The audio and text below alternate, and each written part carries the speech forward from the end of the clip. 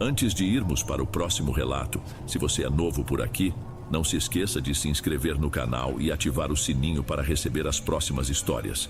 Sua presença é importante e seu apoio é essencial. Bem, vamos continuar.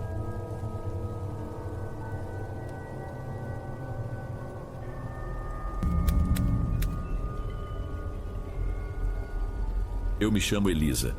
Isso tudo começou em 2002, numa época em que eu trabalhava num pequeno escritório de contabilidade. E quando digo pequeno, não é exagero.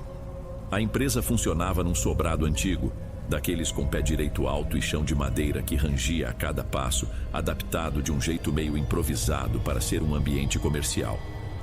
Minha mesa ficava no que devia ter sido um dos quartos, com uma janela enorme que dava para os fundos de outras casas. Os fios do computador e do telefone corriam pelos cantos, presos com aquelas canaletas de plástico que sempre descolavam. O trabalho era o que se espera de contabilidade, monótono. A rotina era marcada pelo som quase constante dos teclados, pelo cheiro da garrafa de café que ficava o dia todo na copa e pelas conversas baixas sobre o fim de semana ou a novela da noite anterior. Era um daqueles empregos que te engolem pela repetição, onde um dia é praticamente uma cópia exata do anterior. Eu chegava, ligava o computador, respondia e-mails, preenchia planilhas. Nada nunca mudava. Eu não tinha do que reclamar, na verdade. Era um lugar calmo, talvez até demais. O maior evento da semana era quando alguém trazia um bolo para comemorar um aniversário. E foi justamente no meio dessa calmaria toda, dessa rotina, que as coisas começaram a acontecer, sem aviso, sem motivo aparente. O telefone na minha mesa simplesmente tocou, e minha vida normal começou a desmoronar. Aconteceu numa sexta-feira, já no final da tarde. O escritório estava naquele ritmo lento de fim de semana chegando, sabe? A maioria do pessoal já pensava no que ia fazer à noite, o barulho dos teclados diminuindo. Eu estava no computador, mas na verdade lia uma matéria qualquer num portal de notícias. Foi quando o telefone tocou. O som era aquele toque agudo e um pouco estridente dos aparelhos mais velhos. Atendi sem nem pensar. Contabilidade, Elisa. Do outro lado, silêncio por uns 2 ou 3 segundos. Cheguei a pensar que a ligação tinha caído. Alô? E então veio a voz. Não era humana. Parecia uma daquelas vozes de programa de computador antigo que leem textos em voz alta. Era sintética, picotada e tinha um chiado baixo por trás, como se a conexão fosse péssima. Ela disse uma única frase, curta e quase incompreensível. As palavras saíram emboladas, mecânicas. E antes que eu pudesse pedir para repetir, a chamada ficou muda. Desliguei o telefone e fiquei olhando para ele. Minha primeira reação foi de irritação. Provavelmente era algum tipo de telemarketing com um sistema automático defeituoso. Tentei voltar a ler, mas o som daquela voz ficou ecoando na minha cabeça. O que ela tinha dito parecia algo como: a chave vira. Não fazia o menor sentido. Deixei para lá. Levantei para buscar um copo d'água na copa que ficava no corredor perto da escada. Enquanto enchia o copo no bebedouro, eu não conseguia tirar a frase bizarra da cabeça. Foi então que eu senti um cheiro fraco, mas inconfundível, cheiro de gás. Olhei para o pequeno fogão de 2 bocas que tínhamos ali para esquentar o almoço. Um dos botões estava virado, na posição de aceso, mas sem chama. O gás estava vazando. Fechei a válvula na hora e abri a janela da copa, sentindo o ar circular. O coração deu uma acelerada, mas não pelo susto do gás em si. Foi pela coincidência. A chave vira. O botão do fogão. Não podia ser. Era um absurdo completo, uma coincidência idiota. Mas, pela primeira vez, o silêncio daquele escritório me pareceu um pouco menos tranquilo. Uma semana se passou e, para ser sincera, eu já tinha me convencido de que o lance do gás fora uma coincidência bizarra. A mente da gente prega peças, não é? Eu provavelmente ouvi qualquer coisa na ligação e meu cérebro preencheu o resto depois que senti o cheiro. Era a única explicação lógica. A vida no escritório voltou ao seu ritmo normal, e eu também. Até a sexta-feira seguinte, quase no mesmo horário, por volta das 4 da tarde. O telefone na minha mesa tocou. Desta vez eu senti uma pontada de hesitação antes de levar a mão ao fone. Uma sensação estranha, que eu ignorei. Era só o telefone. Contabilidade, Elisa falando. O mesmo silêncio, o mesmo chiado baixo, como uma estática distante. Eu já sabia o que viria a seguir. A voz sintética, com aquele ritmo quebrado, soou no meu ouvido. Mas dessa vez as palavras foram perfeitamente claras, sem a distorção da primeira chamada. Sala de reuniões, fundos, e desligou. Fiquei com o fone na mão por um instante. A sala de reuniões dos fundos. Era uma salinha que quase ninguém usava. Ficava no fim do corredor do andar de cima. Naquele horário, estaria vazia com certeza. Parte de mim queria ignorar, voltar ao trabalho e fingir que nada aconteceu. Mas a outra parte, a que passou a semana inteira remoendo a coincidência do gás, precisava saber. Eu precisava provar a mim mesma que era tudo um absurdo. Subi as escadas de madeira devagar, tentando não fazer barulho. O corredor estava silencioso. A porta da sala estava entreaberta, só uma fresta. Antes de chegar mais perto, ouvi um murmúrio baixo. Parei. Espiei pela fresta, sentindo uma pontada de culpa de estar invadindo a privacidade de alguém. Lá dentro estavam Mauro do financeiro e Vanessa do RH. Mauro era casado. Tinha até foto dos filhos na mesa. Vanessa também era casada. E eles não estavam tendo uma conversa de trabalho. A proximidade, os gestos, a forma como ele tocou o rosto dela, não deixavam dúvida. Foi uma cena rápida, mas vi o suficiente para entender tudo. Recuei sem que me vissem e desci as escadas sentindo o estômago revirado. Voltei para a minha mesa e fingi olhar para a tela do computador, mas eu não enxergava nada. O som dos outros teclados, as conversas paralelas, tudo parecia distante. A ligação não era um erro, não era uma coincidência, era uma informação. E agora, aquele segredo que não era meu, estava comigo. O que eu deveria fazer com aquilo? A resposta era óbvia. Nada. Mas o conhecimento por si só já era um peso. A voz no telefone não tinha me avisado de um perigo, tinha me feito cúmplice de algo, e a pergunta que começou a se formar na minha cabeça era muito pior do que antes. Por que eu? Nas 2 semanas seguintes, nenhuma ligação aconteceu, e o silêncio era quase pior. Eu me tornei uma espectadora no meu próprio trabalho. Cada conversa no corredor, cada risada na copa, tudo parecia ter um duplo sentido. Eu observava Mauro e Vanessa trocando e-mails, via a tensão sutil entre eles. E me sentia cúmplice só por estar ali, respirando o mesmo ar. Minha mente procurava desesperadamente por uma explicação lógica. A mais óbvia, e talvez a mais cruel, era que alguém estava me pregando uma peça. Um trote muito bem elaborado. Mas quem? Passei a analisar cada um dos meus colegas durante o café. O rapaz do TI, que era mais quieto e vivia mexendo com programação? A recepcionista, que sabia da vida de todo mundo? A ideia me deixava enjoada. O telefone se tornou meu inimigo.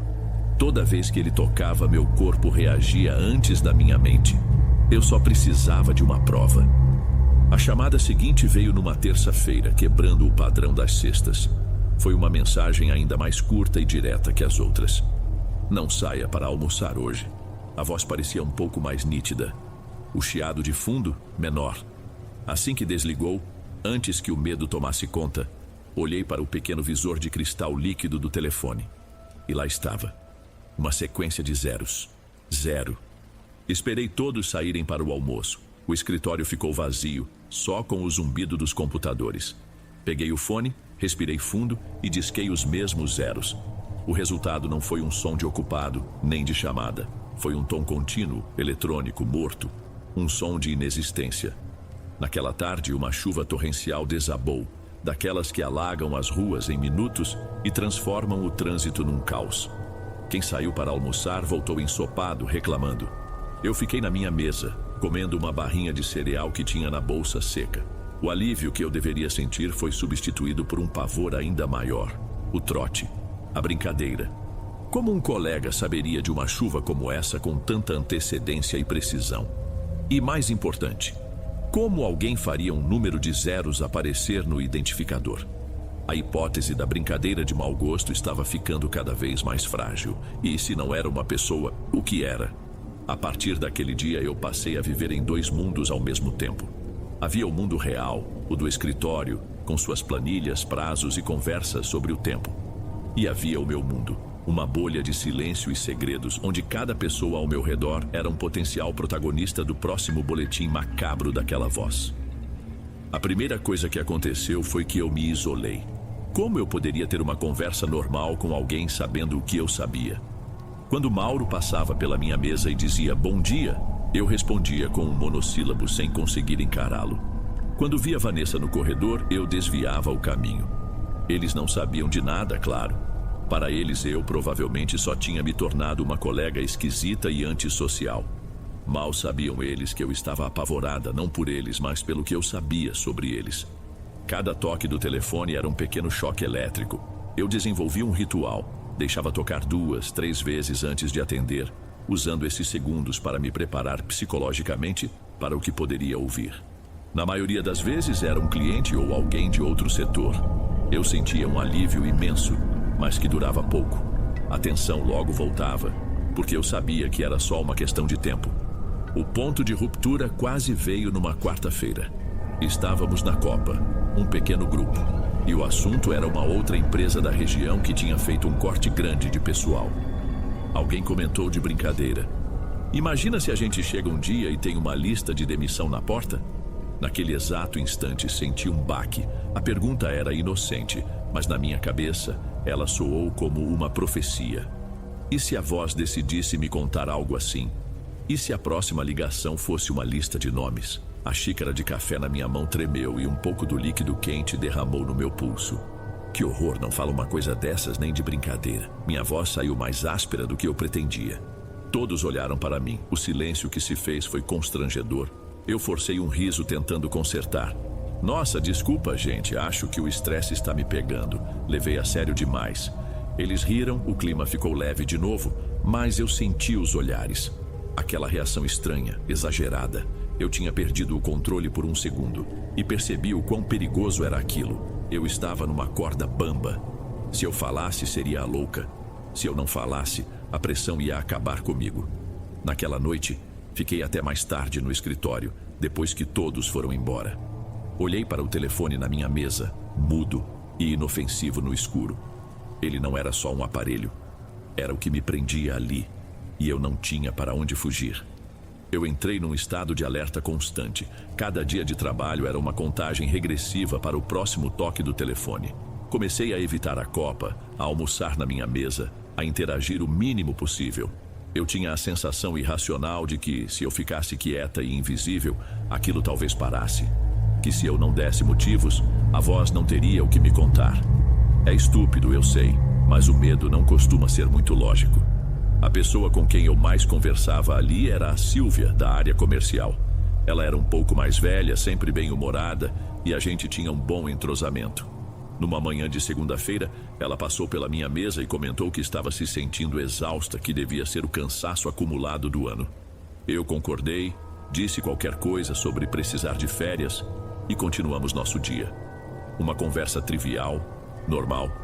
A ligação veio na quinta-feira. Eu reconheci o padrão no instante em que atendi. O silêncio, o clique e a voz, agora sem nenhum ruído, perfeitamente digital, como se estivesse falando de dentro da minha cabeça, não através de um fio. Silvia está grávida. A frase foi dita com a mesma ausência de emoção de sempre. E então, pela primeira vez, ela se repetiu. Silvia está grávida. O telefone ficou mudo. Eu o coloquei no gancho com a mão trêmula. Olhei por cima da divisória da minha baia. Silvia estava concentrada numa planilha, mordendo a ponta de uma caneta. Ela não parecia diferente, mas a informação que eu tinha recebido era uma coisa tão íntima, tão pessoal. Como aquilo podia saber? Não era um segredo que se ouve no corredor. Não era um evento público. Era algo que talvez nem ela mesma soubesse ainda. Me senti sujo, como se eu tivesse espiado algo que não devia, de um jeito impossível. Nos dias que se seguiram, eu mal conseguia olhar para ela. Cada vez que ela bocejava ou reclamava de cansaço, eu sentia um arrepio. A espera pela confirmação foi uma tortura silenciosa. Passou-se pouco mais de uma semana. Na hora do café, Silvia reuniu a mim e a mais 2 meninas na copa, com um sorriso que mal cabia no rosto. Ela disse que tinha uma novidade para contar, que tinha acabado de receber o resultado do exame naquela manhã e que nem o marido dela sabia ainda. Mas ela não aguentava de felicidade. Ela estava grávida de quase 6 semanas. As outras a abraçaram, deram parabéns. Eu fiquei parada com um sorriso congelado no rosto, tentando parecer surpresa e feliz. Mas por dentro, eu estava em pedaços. A realidade tinha se quebrado de vez. A voz sabia antes dela, sabia de tudo. E se sabia disso, o que mais ela poderia saber? O que mais ela poderia me contar? A questão não era mais por que eu. A questão agora era: qual o meu papel nisso tudo? Eu não era uma confidente, eu era uma plateia. E o espetáculo estava ficando cada vez mais assustador. Passou-se quase um mês sem nenhuma ligação. 30 dias de silêncio abençoado. Aos poucos, muito aos poucos, eu comecei a achar que talvez tivesse acabado. A paranoia foi diminuindo, dando lugar a um cansaço profundo, como se eu estivesse me recuperando de uma doença longa. Eu voltei a tomar café na copa, a trocar algumas palavras com a Silvia sobre sua gravidez. Eu estava quase me convencendo de que tudo não passou de um surto, um período de estresse extremo que me fez alucinar. Eu estava começando a me sentir normal de novo. Foi numa manhã de segunda-feira. O escritório estava no seu pico de atividade, telefones tocando, pessoas indo e vindo. O meu tocou. Eu atendi com a pressa de sempre, a cabeça já na planilha que estava aberta na minha frente. Contabilidade, Elisa. Silêncio. E não o silêncio vazio de uma linha morta. Era um silêncio carregado, pesado. E então, eu ouvi. Juro, eu ouvi, por trás da estática quase imperceptível, o som de uma respiração. Uma única, lenta e profunda inspiração, como a de alguém se preparando para falar. E a voz veio, mais clara e próxima do que nunca. Não parecia mais vir do telefone, mas de dentro do meu próprio crânio. Não volte para casa pelo mesmo caminho hoje. A voz fez uma pausa que pareceu durar uma eternidade. Ele está esperando no portão. A chamada se encerrou, mas eu não desliguei. Fiquei segurando o fone, o plástico frio contra minha orelha, ouvindo o som mudo da linha. Meu corpo inteiro ficou gelado. Ele. Que ele? Não havia um rosto, um nome, só um pronome que abria 1 milhão de possibilidades horríveis na minha cabeça. Era um aviso? Ou era uma ameaça? A voz estava tentando me proteger ou me aterrorizar de vez. Larguei o fone no gancho como se ele estivesse em chamas. Olhei ao redor. Todos trabalhavam normalmente, alheios ao pânico que se instalava em mim. Minhas mãos tremiam tanto que tive que escondê-las debaixo da mesa. Tentei trabalhar, mas as palavras na tela se embaralhavam. Ele está esperando no portão. A frase se repetia na minha mente. As 8 horas seguintes foram as mais longas da minha vida. Cada homem que passava na rua e que eu via pela janela era o ele. O motoboy que parou na frente, o senhor que passeava com o cachorro, um colega de outro andar que eu não conhecia. Qualquer um deles podia ser a ameaça. Para mim, todos eles eram aquela ameaça. Quando deu 6 horas, o horário de ir embora, eu não conseguia me mover. Fiquei sentada por mais uns 20 minutos, esperando o escritório esvaziar. Eu tinha que tomar uma decisão. Ignorar aquilo e ir pelo meu caminho de sempre, o mais rápido e iluminado. Ou obedecer a uma voz anônima e me enfiar por ruas que eu não conhecia direito, talvez até mais perigosas. Lembrei do gás, da chuva, da gravidez da Silvia. A voz nunca errava. Saí do prédio e senti o ar frio da noite. Em vez de virar à direita como todos os dias nos últimos 2 anos, eu virei à esquerda, caminhando rápido, quase correndo, pela calçada mal iluminada. O coração batia na minha garganta. Eu olhava para trás a cada 10 passos, esperando ver alguém, esperando ser seguida. Eu não estava mais só sendo assombrada. Eu estava sendo caçada. E a única coisa que me guiava era a mesma voz que me assombrava. Eu cheguei em casa naquela noite quase sem ar, tranquei a porta, as janelas e fiquei encolhida no sofá por horas, no escuro. Eu nunca soube se havia, de fato, alguém me esperando no portão. Nunca soube do que eu escapei. E essa incerteza é, de certa forma, a pior coisa que aquela voz me deixou. Os dias se transformaram em semanas. O telefone no meu trabalho nunca mais tocou com aquela voz. Nenhuma mensagem, nenhum aviso. O silêncio voltou, mas não era o mesmo. Antes, era um silêncio de paz. Agora, era um silêncio pesado, vigilante. Como se, do outro lado da linha, alguém apenas ouvisse, sem a necessidade de falar mais nada. O recado final já tinha sido dado. Eu não aguentei, pedi demissão 2 semanas depois. Não dei nenhuma explicação plausível, apenas disse que precisava mudar de ares. Eu não conseguia mais pisar naquele lugar. Alguns meses depois, num almoço de família, eu tomei coragem. Eu precisava saber se eu era a única louca no mundo. Perguntei para os meus tios, de um jeito meio vago, se eles já tinham passado por alguma coisa estranha, inexplicável. Minha tia me olhou de um jeito diferente e contou. Disse que quando eram recém-casados, alugaram um apartamento onde recebiam ligações de madrugada. Era sempre uma senhora que xingava e falava coisas sem sentido sobre o apartamento, sobre as paredes. Anos depois, descobriram com o proprietário que a mãe dele, uma senhora muito apegada ao imóvel, tinha falecido no quarto principal meses antes de eles se mudarem. Naquele momento, uma coisa que eu nem sabia que estava faltando fez sentido. Não era lógica, mas um tipo de terror que fazia seu próprio sentido. Aquela voz no meu escritório não era uma tecnologia. Era um eco. Alguém ou algo preso àquele sobrado. Mas quem? E por que me escolheu? Estava tentando ajudar com seus avisos bizarros ou estava brincando comigo? A última ligação era um aviso sobre um perigo real ou era ele, uma outra entidade esperando por mim? São perguntas que nunca terão resposta. Hoje, anos depois, eu ainda olho por cima do ombro quando ando numa rua escura. E nunca, em hipótese alguma, eu atendo a um telefonema de um número que eu não conheça.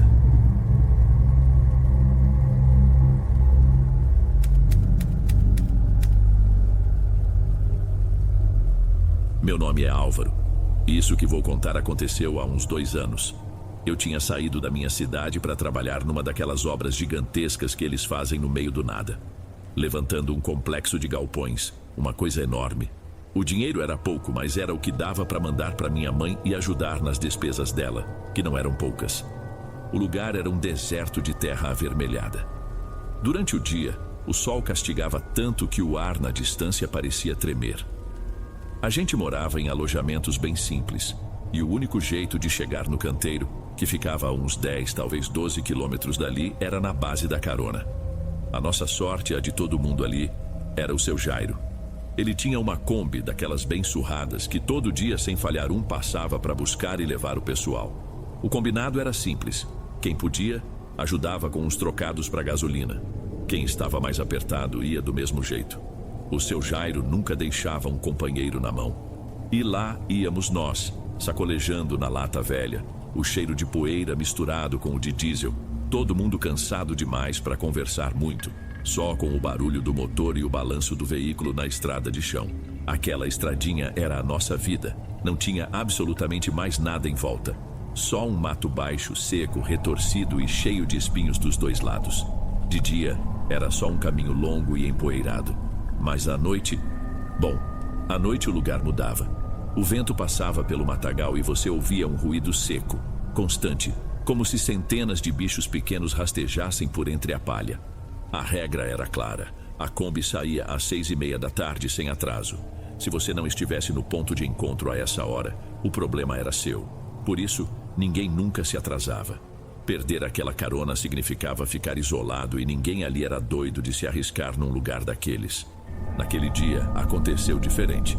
O apito que encerrava o expediente soou e, enquanto todo mundo juntava as ferramentas, o encarregado me chamou de lado. Ele era um sujeito prático, direto ao ponto.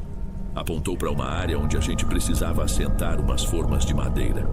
Álvaro, preciso que você termine de travar aquilo ali para a gente já chegar batendo o concreto amanhã cedo. Te dou um extra bom por isso. Eu olhei para o céu, o sol já estava baixo, 6:10 da tarde. A Kombi saía em 20 minutos. Pensei, calculei. O homem pareceu ler minha mente. É serviço de 1 hora no máximo, você é rápido, sei que dá conta. 1 hora. Se eu me apressasse muito, talvez o seu Jairo esperasse uns minutinhos.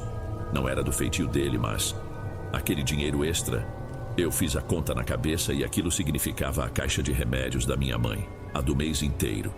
Fechei os olhos por um segundo e a imagem que me veio foi a dela, me agradecendo. Não tinha como negar. Fechado. Respondi tentando parecer mais confiante do que eu estava. Deixa comigo. O barulho da obra foi diminuindo aos poucos até que o último motor de gerador foi desligado. De repente, o único som era o do vento e o das minhas ferramentas. Eu trabalhei o mais rápido que pude. com o suor escorrendo e a poeira grudando na pele. A noite chegou de uma vez, como sempre acontece nesses lugares abertos. Não tem aviso. A luz simplesmente se apaga. Quando bati o último prego, minhas costas estavam travadas de dor. Olhei no meu relógio de pulso. 7h20 da noite. Meu estômago deu um nó. Larguei tudo e corri até o portão do canteiro. Mas eu já sabia o que ia encontrar. Nada. Só o silêncio completo e as marcas fundas dos pneus da Kombi, deixadas ali na poeira. Ele não tinha esperado. E sendo justo, por que esperaria? A regra era a mesma para todo mundo. Fiquei ali parado no meio do nada, com o vento frio começando a soprar. Minhas opções eram poucas. Dormir ali, no chão duro e exposto, ou encarar a estrada. Olhei para aquela escuridão na direção dos alojamentos. 12 quilômetros era uma caminhada longa, com certeza. Mas era só isso, não era? Uma simples caminhada no escuro. Comecei a andar. Nos primeiros minutos eu tentava manter a calma, me dizendo que era só seguir reto, que não tinha como errar o caminho. Mas a escuridão naquele lugar é diferente da escuridão de cidade. É uma coisa pesada que parece que engole os sons. Eu só conseguia ouvir a poeira debaixo das minhas botas e o assobio do vento passando pelo mato seco.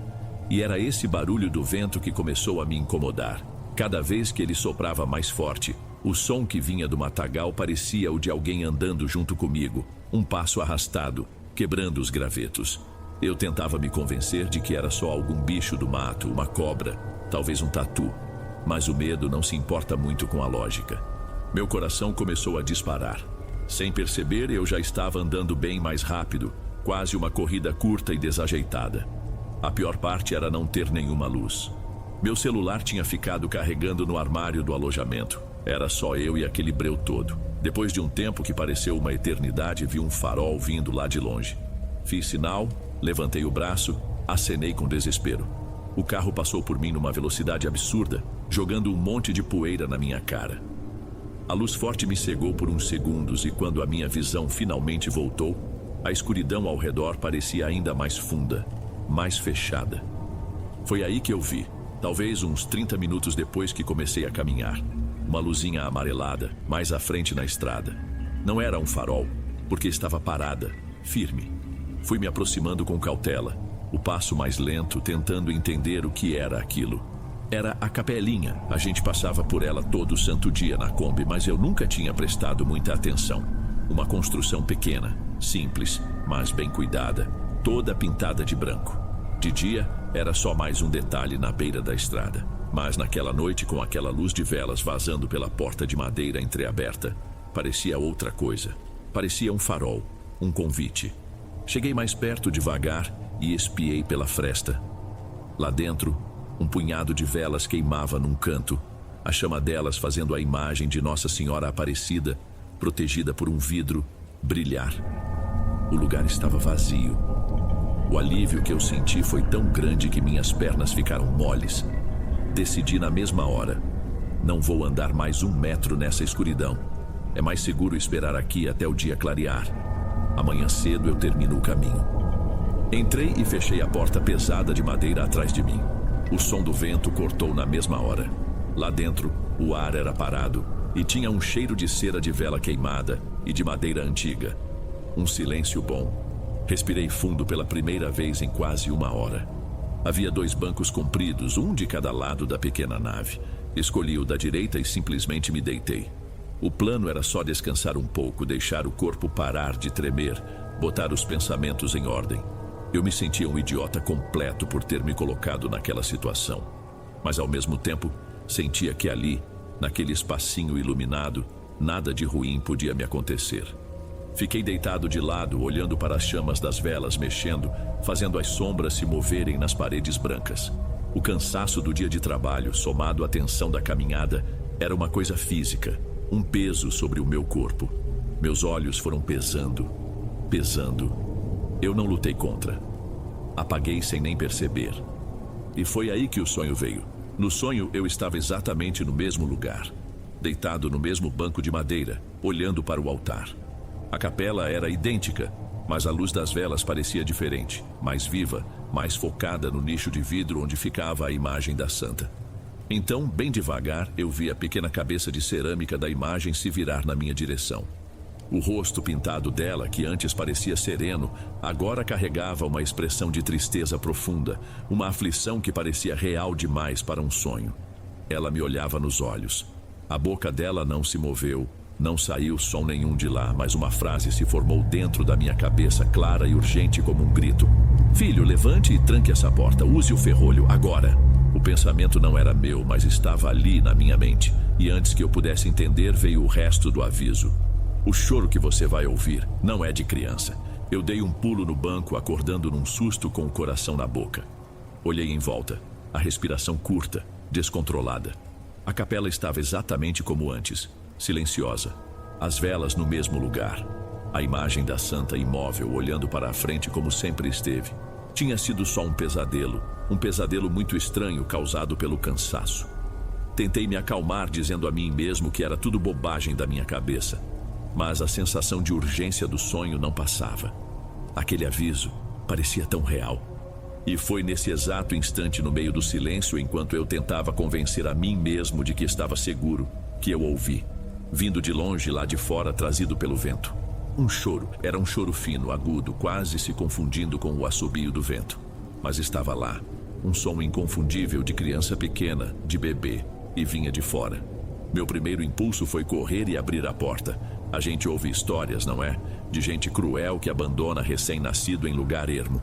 Meu estômago se revirou só de pensar num bebê deixado ali, naquele frio, no meio do nada. Eu tinha que ajudar. Era o certo a se fazer. Mas quando dei o primeiro passo em direção à porta, a frase do sonho ecoou na minha cabeça, tão nítida que parecia que a santa estava sussurrando no meu ouvido. O choro que você vai ouvir não é de criança. Eu parei no meio da capela.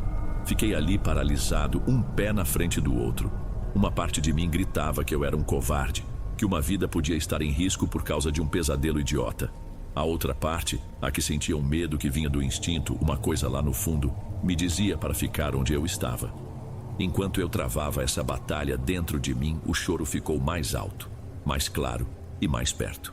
Já não era um som distante trazido pelo vento. Agora, parecia que a criança estava bem ali, na frente da capela, a poucos metros da porta. Era um choro desesperado que parecia cortar a noite. Um som feito para quebrar o coração de qualquer um. Com o corpo todo tenso, andei na ponta dos pés até a porta de madeira. Encostei o ouvido na superfície fria e áspera. O choro estava do outro lado. Alto, claro, inegável. Procurei alguma fresta, um buraco de fechadura, qualquer coisa que me deixasse espiar lá fora, mas não havia nada. Era um bloco sólido de madeira.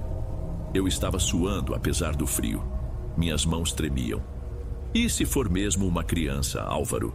Você vai viver com isso na consciência? Mas a imagem da santa com aquele olhar de súplica, de aviso, era mais forte. Lembrei da outra parte da instrução. Use o ferrolho. Olhei para o lado da porta e vi uma barra de ferro grossa e enferrujada presa por 2 suportes. O ferrolho. Parecia que não era usado há décadas. Respirei fundo e, com as mãos trêmulas, agarrei o metal gelado. Tive que usar toda a minha força para movê-lo. A ferrugem arranhou dentro do suporte, fazendo um barulho horrível. E, finalmente, a barra deslizou e se encaixou do outro lado com um estalo metálico. Um som alto, seco, definitivo. No exato instante em que o ferrolho bateu, o choro parou. Não diminuiu, não se afastou. Ele simplesmente cessou. O silêncio que veio depois foi 1000 vezes mais assustador. Fiquei com a respiração presa, esperando, com o ouvido ainda perto da porta. 1 segundo, 2, 3. E então veio a pancada. Um impacto surdo e brutal contra a porta que fez a madeira maciça tremer e o ferrolho de ferro vibrar com um zumbido agudo. Fui jogado para trás, caindo sentado no chão. Não foi um soco ou um chute. Foi como se um carro em baixa velocidade tivesse batido na capela.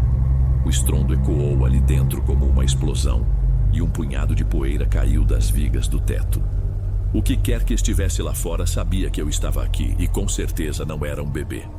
Eu me arrastei para trás, empurrando o corpo contra o chão frio, para o mais longe possível da porta, até minhas costas encontrarem a parede de trás. Fiquei ali, encolhido num canto, com os olhos arregalados, fixos na madeira que ainda vibrava com a pancada. Minha respiração era um chiado fino, doído. A capelinha tinha virado uma caixa e eu estava preso dentro dela com aquilo. O silêncio não durou. Um novo som começou, um arranhado. Não era como as unhas de um cachorro ou as garras de um gato. Era um som múltiplo, seco, como se alguém estivesse passando uma escova de aço com cerdas de metal na porta, de cima a baixo, devagar, testando a madeira, procurando um ponto fraco. O som arrepiava cada pelo do meu corpo. Então o barulho começou a se mover. Ele deslizou da porta para a parede da direita, contornando a capela. Eu ouvia o raspar na alvenaria, metódico, sem pressa. A coisa estava me rodeando, me estudando. Fiquei completamente imóvel, prendendo a respiração, como se qualquer movimento meu pudesse denunciar exatamente onde eu estava. Havia uma janelinha no alto da parede oposta à porta. Um vitrô basculante pequeno com o vidro grosso e amarelado pelo tempo. Era a única outra abertura para o mundo. A curiosidade misturada com o pavor é um veneno. Eu não queria ver, mas uma parte de mim precisava saber o que estava fazendo aqueles sons. Com as pernas moles, me levantei e subi no banco de madeira que ficava encostado na parede. Fiquei na ponta dos pés, devagar, até meu olho alcançar a altura do vidro. Primeiro vi apenas a escuridão do lado de fora. Então, surgindo de baixo como os pés de uma aranha subindo a parede, 5 apêndices pálidos e finos se agarraram na borda do parapeito. Pareciam dedos humanos, mas eram longos e finos demais, com nós e juntas nos lugares errados.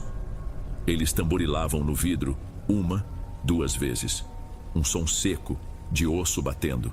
E então o rosto subiu lentamente até a janela. Estava de cabeça para baixo. A pele de um branco doentio parecia esticada sobre os ossos. Os olhos estavam fechados, 2 fendas escuras no rosto, mas eu sentia, com uma certeza que arrepiava até o osso, que eles estavam me vendo ali dentro. A coisa pressionou a face contra o vidro e sua bochecha amassou, se deformando com o contato. Por trás daquele rosto, eu tive um vislumbre do corpo. Não fazia sentido. Era uma coisa comprida, segmentada, que se dobrava de um jeito que não parecia natural, como um inseto de pesadelo, com dezenas de patas finas e escuras que se agarravam na parede da capela. Naquele momento, o choro de bebê recomeçou, mas agora era uma imitação grotesca. O som saía falhado, com chiados e estalos, como se viesse de um rádio velho, mal sintonizado numa estação fantasma. Era o som de algo que tinha ouvido um choro e estava tentando replicar, mas sem entender o que era. A coisa se afastou da janela e eu ouvi o som subir, o arrastar das patas na parede e depois no telhado. O madeiramento velho acima da minha cabeça começou a estalar. As telhas se mexiam. O que quer que fosse aquilo era pesado. Pequenos pedaços de reboco e poeira começaram a cair sobre mim. Estava andando em cima da capela. Em cima de mim. Desci do banco num pulo e corri para o canto mais escuro, me encolhendo no chão. Passei o resto da noite assim, a noite mais longa da minha vida. Os sons não paravam. Ora era um arranhão na porta, ora uma batida seca na janela. O choro defeituoso vinha em ondas, às vezes de um lado, às vezes do outro. Em certo momento ele parou e foi substituído por outro som. O estalar metálico de um martelo batendo num prego, distorcido e arrítmico, como uma gravação estragada do meu próprio trabalho horas antes. Em alguns momentos tudo ficava em silêncio por minutos que pareciam horas. E essa era a pior parte. A espera, sem saber de onde viria o próximo ataque. Eu só podia rezar, abraçado aos meus joelhos, pedindo para o dia amanhecer. Eu não sei dizer quantas horas se passaram naquela escuridão. Perdi completamente a noção. Cada minuto se arrastava como uma vida inteira. O que me salvou foi a pequena janela. Fiquei com os olhos fixos nela, esperando qualquer sinal de mudança. E a mudança veio. Bem devagar, o preto absoluto do lado de fora começou a perder força. Foi se transformando num azul escuro, quase roxo. Era o começo do amanhecer. E aparentemente a coisa lá fora também percebeu. Os ruídos ficaram mais espaçados, menos agressivos. O último choro falso que eu ouvi foi fraco. Um som que parecia se afastar, se dissolvendo no vento, até que o silêncio tomou conta de vez. Mas eu não me mexi. Fiquei ali, encolhido no meu canto, por um tempo que pareceu uma eternidade. mesmo depois que tudo ficou quieto. Eu precisava ter certeza absoluta.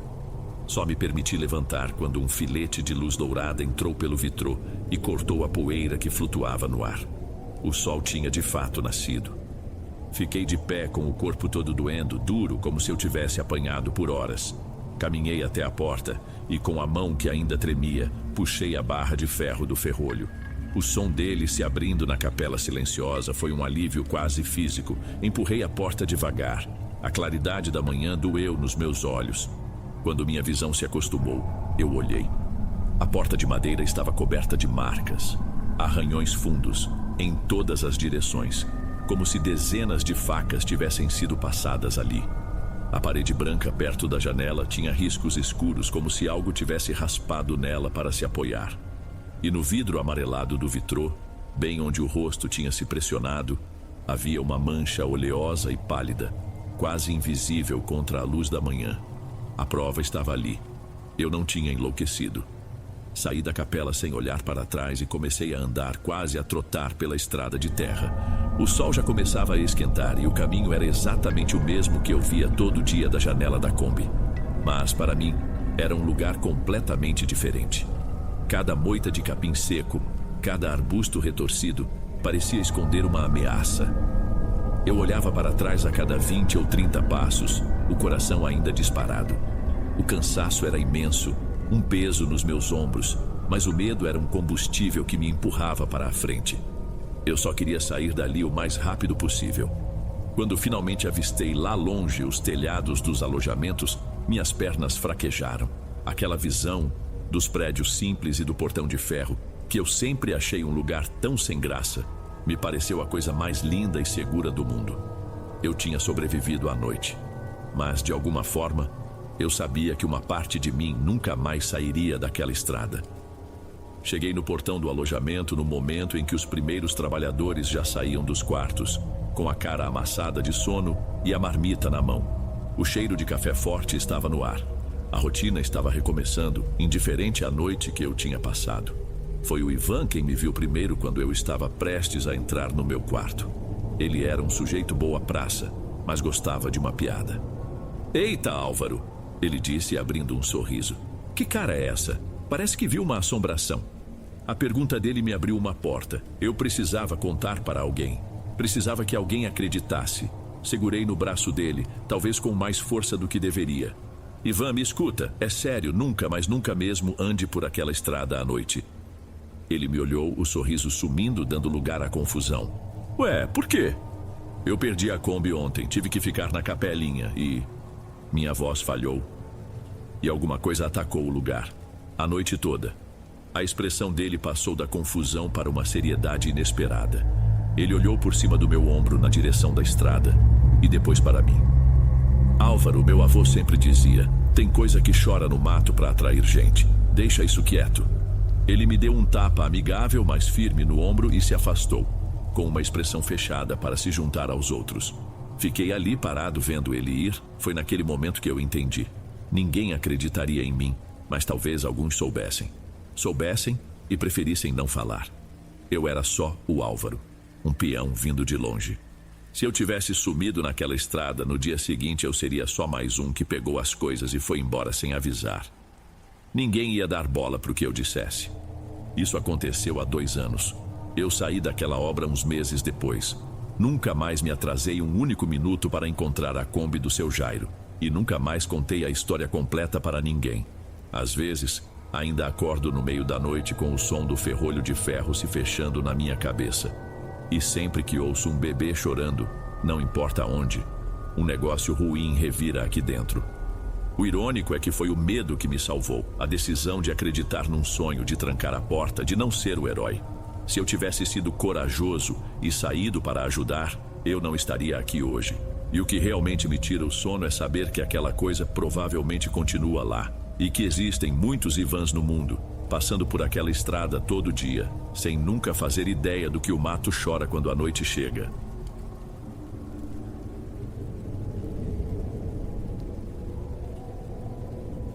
Ei pessoal, obrigado por ouvirem. Clique no sininho de notificações para ser alertado de todas as futuras narrações. Lanço vídeos novos todos os dias por aqui. Espero te ver nos próximos. Agora na tela vou deixar outros 2 bons vídeos que sei que irão gostar. Te vejo por lá.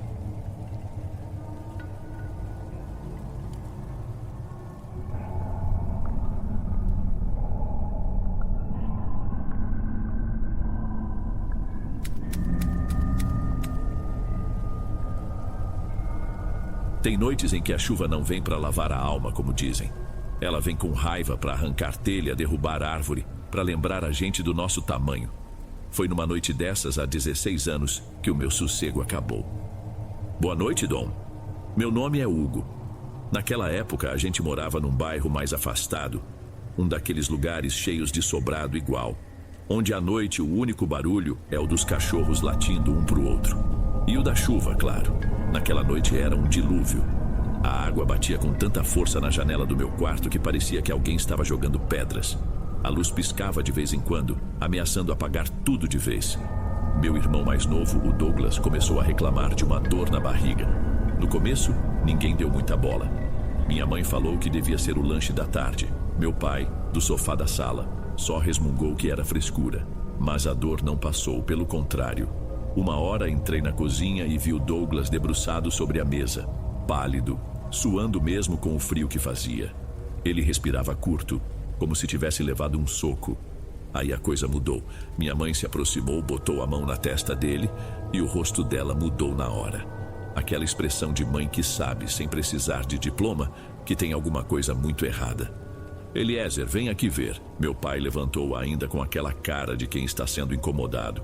Mas bastou um olhar para o Douglas se contorcendo e o mau humor dele virou outra coisa. Uma tensão. Ele não falou nada. Só passou a mão no cabelo, olhou para minha mãe e depois para a janela, como se estivesse culpando a tempestade. Foi minha mãe quem disse o que todo mundo já estava pensando. A gente precisa levar ele no pronto-socorro, agora. Meu pai não discutiu. Ele só pegou a chave do carro de cima do balcão, aquela chave gasta com um chaveiro de couro que já estava quase se desfazendo, e foi para a porta. Minha mãe enrolou o Douglas numa coberta grossa e me ajudou a levá-lo para a garagem. Nosso carro era um Chevette antigo, que meu pai cuidava como se fosse um tesouro. Naquele dia, o motor demorou a pegar, protestando contra a umidade. A gente se ajeitou como pôde. Minha mãe foi atrás com o Douglas, que deitou a cabeça no colo dela, gemendo baixinho. Eu fui no banco da frente. O cheiro dentro do carro era uma mistura de estofado velho com o ar gelado que entrava pela fresta da janela, que meu pai abriu um pouco para não embaçar tudo.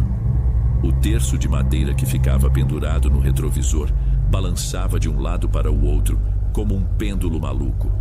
O caminho parecia muito mais longo do que era. As ruas do bairro estavam desertas, transformadas em rios de água suja. Os postes de luz eram poucos e a iluminação amarelada mal conseguia iluminar através daquele aguaceiro. Meu pai dirigia em silêncio, mas não era um silêncio calmo. Eu via, pelo reflexo no vidro, os músculos do maxilar dele travados. As mãos seguravam o volante com uma força que deixava os nós dos dedos brancos. Toda vez que o pneu caía num buraco escondido pela água, o carro inteiro dava um solavanco e um baque oco vinha de baixo. Meu pai soltava um tipo de rosnado, um som baixo de raiva pura, vindo do fundo da garganta. Ele não estava com raiva do buraco, eu acho. Estava com raiva da chuva, da doença do meu irmão, da distância, de tudo. E eu, ali do lado, comecei a sentir um tipo diferente de medo, um que não tinha nada a ver com a saúde do Douglas. Quando finalmente chegamos, as luzes da entrada do pronto-socorro pareciam um borrão branco no meio da escuridão.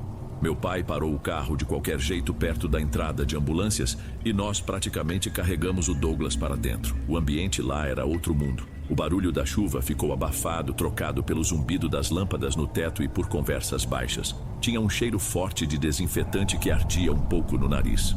Não demorou muito para uma enfermeira ver o estado do meu irmão e nos levar para uma salinha. O médico veio logo depois. Era um homem com cara de cansado, mas foi rápido. Fez algumas perguntas, apalpou a barriga do Douglas, que se encolheu de dor, e disse que ele precisava ficar ali. É alguma coisa no intestino, vamos ter que fazer uns exames. Ele vai ficar em observação esta noite. O médico falou, já se virando para sair. Minha mãe não hesitou um segundo. Eu fico com ele, ela disse, passando a mão no cabelo do Douglas.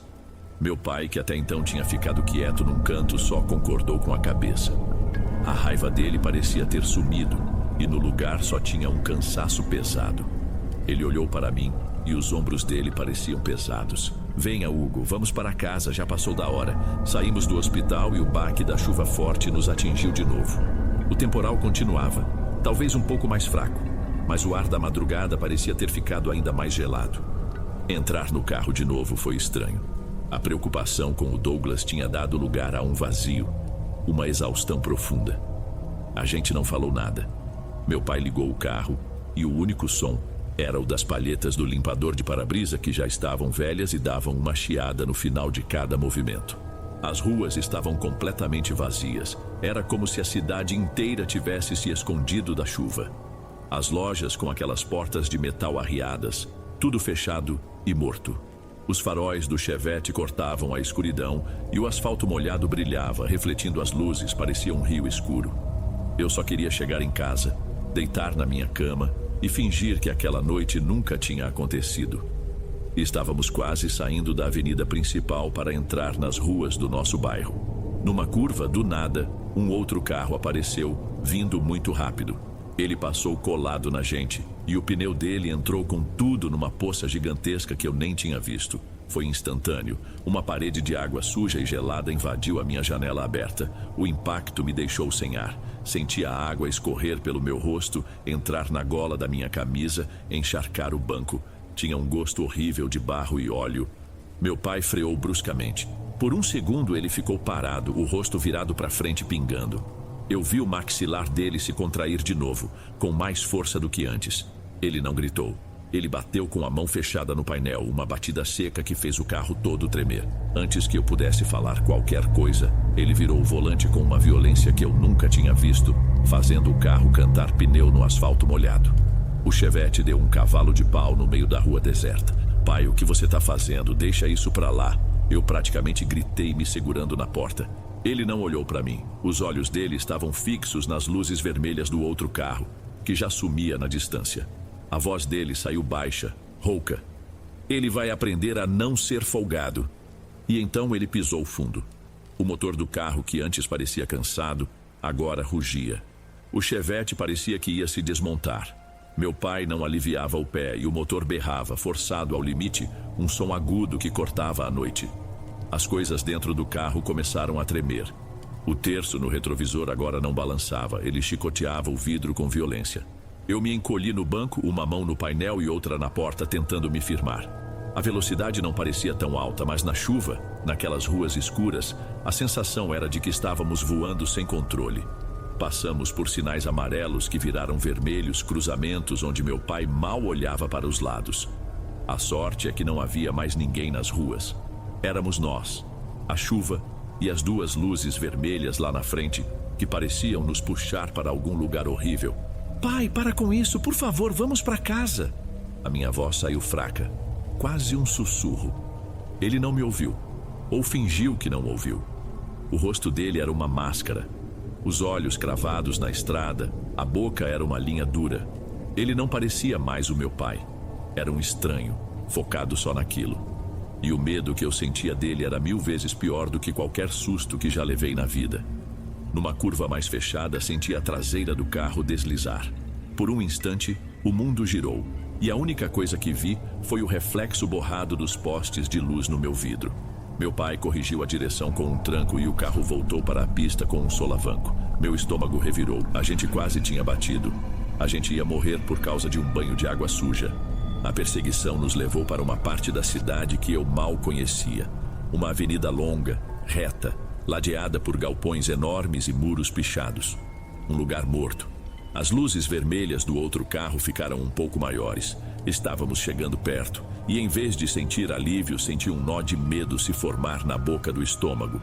O que ele ia fazer quando alcançasse o cara? O que ia acontecer? Foi nesse momento, nesse corredor de concreto e escuridão, que um som diferente furou o barulho do motor e da tempestade. Um zumbido grave, constante. Olhei pelo espelho lateral, encharcado de chuva, e vi uma luz solitária se aproximando. Rápido demais. O zumbido ficou mais forte e a luz solitária cresceu no retrovisor até surgir do nosso lado. Era uma moto. Grande, escura, sem nenhum cromado que brilhasse. O piloto, todo de preto da cabeça aos pés, emparelhou com a gente como se estivéssemos parados e não a mais de 100 por hora numa pista escorregadia. A primeira coisa que notei de estranho foi o silêncio. O motor da moto não roncava, só emitia aquele zumbido baixo e profundo, quase uma vibração. Meu pai diminuiu a velocidade instintivamente. A raiva no rosto dele foi trocada por uma confusão desconfiada.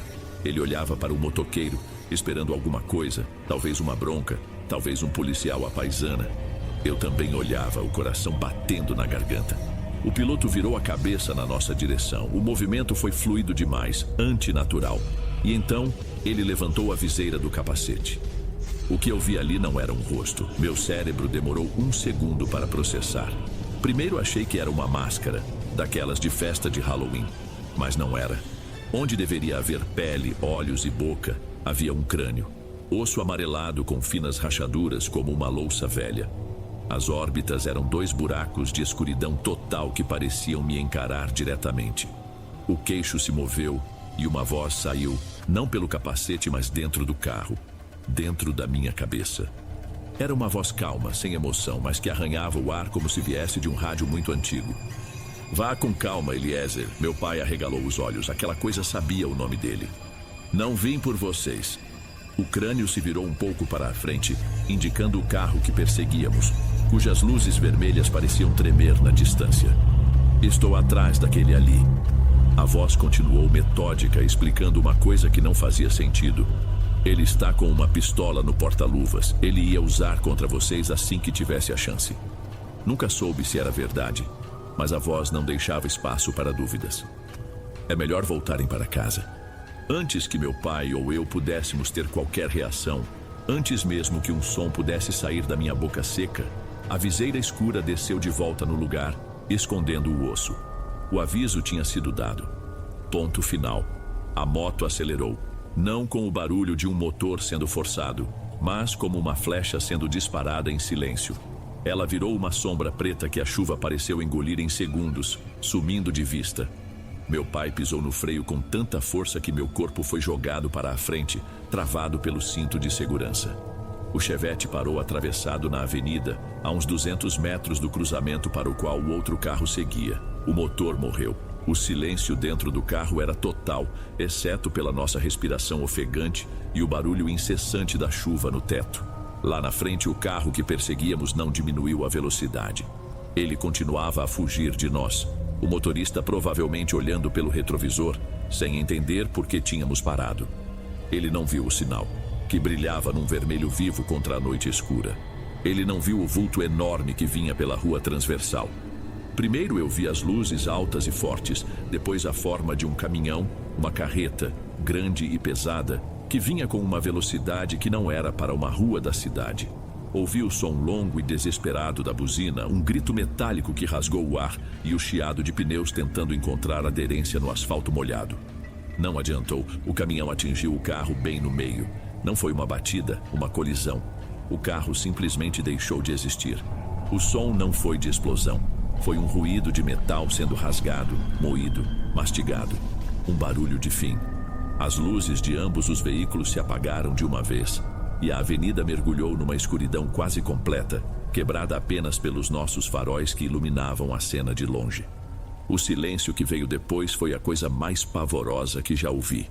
E lá, ao lado dos destroços de onde saía um vapor quente, a silhueta do motoqueiro reapareceu. Ele estava parado, observando o estrago.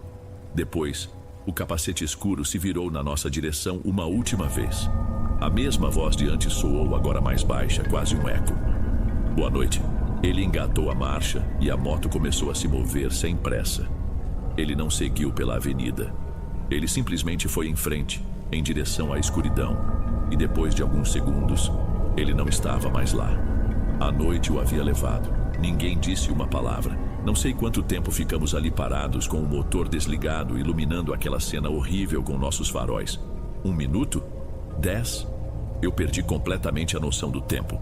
Ao longe comecei a ouvir o som crescente de sirenes. Foi o que despertou meu pai. Sem olhar para mim, ele deu a partida no Chevette. O motor de novo pareceu protestar, mas pegou. Ele fez a volta devagar, com um cuidado que não tinha tido na noite inteira, e começou a dirigir de volta para casa, para longe das luzes que se aproximavam. O resto do caminho foi feito num silêncio absoluto. A chuva tinha diminuído, virado uma garoa fina. Eu não conseguia parar de tremer. Um tremor que vinha de dentro, do fundo dos ossos. Cada sombra que a gente passava na rua, cada beco escuro, eu virava a cabeça esperando ver aquela moto parada, aquele capacete escuro me observando. Mas não havia nada. Só a madrugada vazia. Quando ele estacionou o carro na garagem, ver a nossa casa normal daquele jeito chegava a ser estranho. A mesma porta, as mesmas plantas no vaso perto da entrada. Era como se a gente tivesse voltado de outra dimensão. Meu pai desligou o motor e nós ficamos ali, no escuro, ouvindo o barulho do motor estalando enquanto esfriava. Vi o vulto dele abaixar a cabeça e olhar para as próprias mãos no volante, como se não as reconhecesse. Ele ficou um tempo olhando para a frente, para a parede da garagem. Depois, virou-se para mim. No escuro, eu mal via seu rosto, mas senti o peso do olhar dele. A voz já não tinha raiva. Só um cansaço profundo e um medo que eu nunca tinha ouvido antes. Hugo, ele fez uma pausa.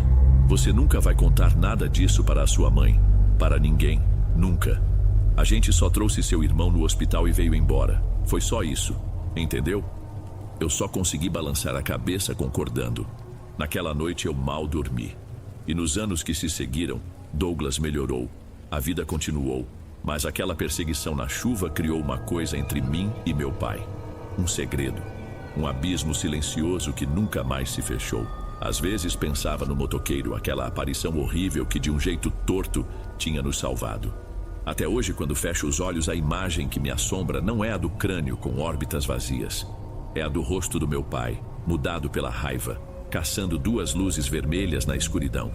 E eu percebo que naquela noite eu tive medo de muitas coisas, mas a que mais me apavorou estava sentada bem ali, no banco do motorista.